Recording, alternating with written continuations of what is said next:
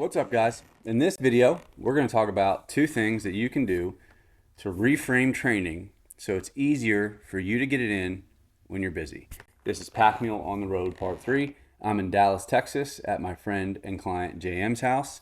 This past weekend, we went down to South Texas with our buddy Trey to hunt quail with a great guide named Daryl. Old dude, he's 92 and he's still out guiding quail, which is incredible. And to hunt some deer and some javelina. And it's a 5.5 hour drive from Dallas down to Fowlerton where we were doing our hunting. And I'm in town to help JM as part of our Pack Mule Apex program. And so in that program, I work intensively with the client, with their team, with everybody that's going to help them be successful to dial in their nutrition, their training, and their lifestyle. And I'm doing that for JM because he is a busy dude, and that's part of what we're going to get to. He is the CEO of a financial and accounting firm. He's a dad and he's a husband. So there are a lot of constraints on his time. And JM also loves to mountain hunt. We actually have a blue sheep hunt on the books for 2028. You need a long runway for a hunt like that. Well, because it's the toughest hunt in the world. And so we're here to really kick off that process. And during the drive from Dallas down to Fowlerton and back, you have a lot of time to talk. It's 5.5 hours. And, he relayed to me some of his struggles mentally around training because of how demanding his schedule is. And so one of the things that he said is like when things feel too open-ended, it starts to make him feel like there are too many constraints on his time and that he can't do everything he needs to do, be successful, and then move on with his day. And so I called on a strategy that we use at our gym. I co-own a gym back in Sterling, Virginia called Beyond Strength, and that is time blocking the training. So instead of thinking in traditional sets and reps, we think in terms of time blocks. And what that allows you to do is put a definitive beginning and end on a part of a session or a whole session. And so that way, there's nothing open-ended, there's nothing to worry about. You do the work that you have in the time allotted, and then you move on. So for example, instead of thinking in terms of 4 sets of 3, some kind of traditional strength setup, you would think in terms of like, I'm going to strength train for 15 minutes and I'm doing sets of 3. And then within there, you build in the appropriate amount of rest and the appropriate amount of intensity that you need to lift the right amount of weight.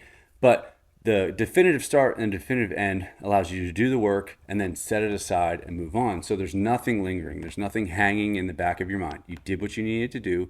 You can shut it down and you can move on. It works really well for people to get in the right amount of training, but also just to reframe it when you're busy to say, like, there's nothing open-ended. You did what you needed to do and you moved on. So for example, you might do power training for like 6 to 10 minutes, then move on to your main strength exercises for 10 to 20 minutes, and then move on to your assistance training exercises for somewhere to 6 to 12 minutes, something like that.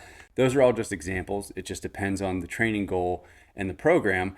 But that definitive start and the definitive finish are huge for just framing it in your mind of doing the work in the time allotted, especially when you're a very scheduled person and you know that you have 53 minutes to do what you need to do.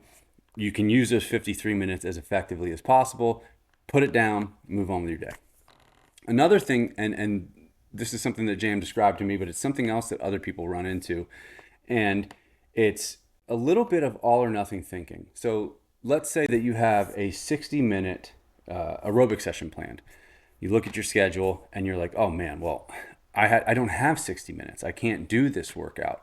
And so you shut it down and say, well, if I can't do it all, I'm not going to do anything. And this is a poor way to think about it, right? And I call what you do to get past that breaking the spreadsheet paradigm. So back in the day when I came up with this idea, we were still delivering programs on spreadsheets. So mostly it's all on an app now, right? But when you looked at the spreadsheet and you saw you had 60 minutes to train, you were supposed to train for 60 minutes, but you knew you didn't have 60 minutes. It would mess with your mind, make you think in an all or nothing way, and then skip it entirely. So instead, what you want to do is take a step back and break that and say, well, it's planned for 60 minutes, but I have 42 minutes, okay?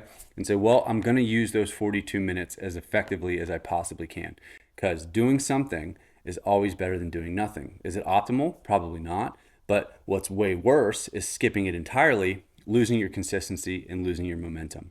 So the first thing you want to do is use the time you have, even if it's not perfectly fitting in with the program. Another way to approach this is if you have 60 total minutes of aerobic work to get in, this is our example, instead of saying, well, I'll skip it all, you can look at the rest of your schedule and say, well, I have 30 minutes here and I have 30 minutes here, and you can break it into 2 segments. That's totally fine. It gets all of the work in that you need to get in without you stressing out about not being able to do the entire 60 minutes at one time. Now, are there times when this isn't going to work because you really actually need to do longer sessions to get the adaptations that you want? Sure. But for the most part, and in most situations, breaking those sessions up just to get the total amount of work in is going to work just fine. And it also allows you to accrue the volume that you might need without stressing yourself out, jumping into that all or nothing thinking, and missing out on developing your training consistency, momentum, and whatever adaptations you need from the training. So 2 things to do.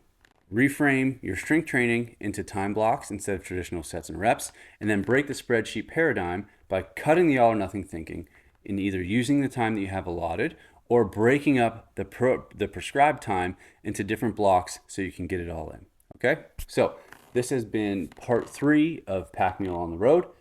I will be back with part 4 soon.